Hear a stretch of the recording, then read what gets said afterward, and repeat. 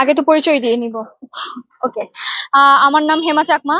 আমি 20-21 সেশন স্বাস্থ্য অর্থনীতি ইনস্টিটিউট, এবং আমি ঢাকা বিশ্ববিদ্যালয়ের ছাত্র সংসদ নির্বাচন, সেখানে কেন্দ্রীয় সদস্য পদে নির্বাচন করতেছি, এবং আমি প্রতিরোধ পর্ষদ যে প্যানেলটা আছে সেখান থেকে যাচ্ছি।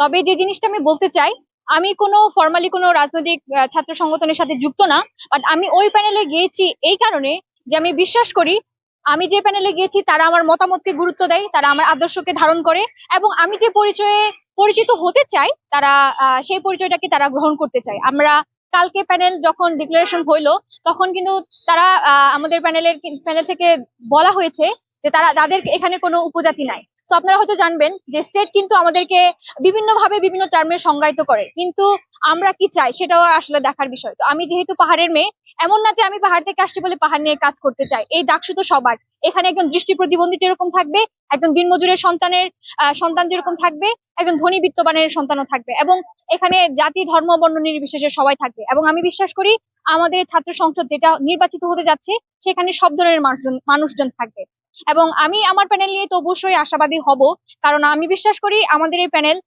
সব ধরনের মানুষকে ইনক্লুসিভ হিসেবে নিয়েছে এবং যথাযথ সম্মান রেখে আর কি তারা এই প্যানেলকে সাজিয়েছে।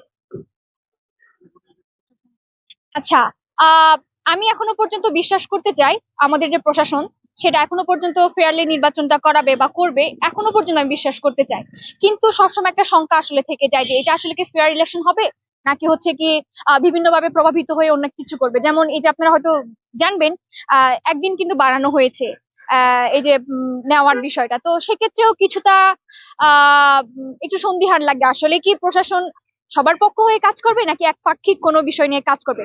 তবে আমি এখনো পর্যন্ত বিশ্বাস করতে চাই যে আমাদের যে বহুল প্রতীক্ষিত যে ডাকসু নির্বাচন, তা যেহেতু 19 সালে একবার হয়েছিল আর এখন 2025 সালে হচ্ছে, তো আমি বিশ্বাস করি এটা ভালো মতোই হওয়া উচিত, এবং প্রতিটি প্যানেল থেকে মানুষজন আসছে, সবার মতামতকে আমি সাধুবাদ জানাই, এবং আমি বিশ্বাস করি আমার যে নীতি আদর্শ সেটাকে ধারণ করে আমি নির্বাচন করব। আমার সবসময় একটা কথাই আমি বলতে চাই যে ভোটে আসলে পরাজয় বিজয় এটা খুবই একটা কমন ব্যাপার। এখানে আসলে আমার হারাবারও কিছু নেই, আমি জয়ী হই বা না হই সেটাও আসলে কোনো বিষয় না। আমার কথা হচ্ছে ডাকসু একটা প্ল্যাটফর্ম, আমি যদি ডাকসুতে জয়ী হই তাহলে আমি একটা প্ল্যাটফর্ম পাবো কথা বলার। এই যে আজকে আমি মানে ক্যান্ডিডেট হিসেবে কথা বলছি, যদি নির্বাচিত হই তাহলে একজন ডাকসু প্রতিনিধি হয়ে কথা বলবো, তো সেক্ষেত্রে কথা বলার স্পেসটা হয়তো মানুষজন আমাকে গুনবে। কিন্তু এই না যে ডাকসুতে যদি আমি হেরে যাই আমার কথা হারিয়ে যাবে।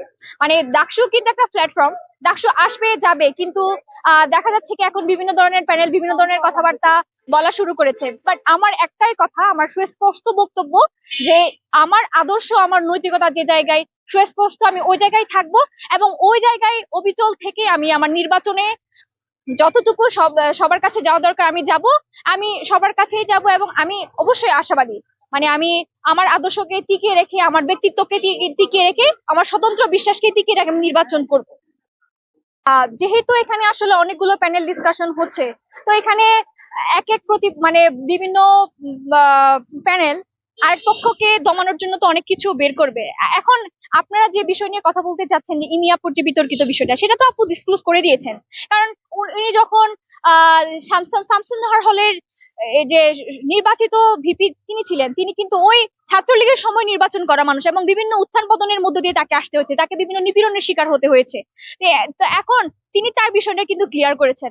আমার মনে হয় না যে এটা কোনো প্রভাব ফেলবে, এবং আপনারা হয়তো মনে করবেন যে এই এই প্যানেলের হয়ে আমি কাজ করছি বলে আমাদেরকে দুর্বল করার জন্য বিভিন্ন রিউমার্স বা বিভিন্ন কথাবার্তা শোনানো হচ্ছে। বাট বাকি প্যানেলগুলোর দিকে তাকান, তারাও কিন্তু খুব বেশি ভালো অবস্থানে আছে এমন কিন্তু না। প্রত্যেকটা প্যানেলের কিছু দুর্বলতা আছে, প্রত্যেকটা প্যানেলের কিছু স্ট্রং পয়েন্ট আছে, সব মিলেই তো আসলে প্যানেল। এখানে তো আসলে অনেক কিছু বিষয় কাজ করে, ফ্যাক্টর কাজ করে, নির্বাচনী প্রচারণা এটাও একটা ফ্যাক্টর কাজ করে। আর এখন তো সবাই আসলে সবার প্যানেল নিয়ে অবশ্যই একটা এখন মানে কি বলবো চাইবে নিজেদের প্যানেলকে জিতাইতে। তো এটা স্বাভাবিকভাবে চাইবে, কিন্তু এটা আসলে এটা এই বিষয় নিয়ে আমাদের অত বেশি কনসার্ন না আর কি।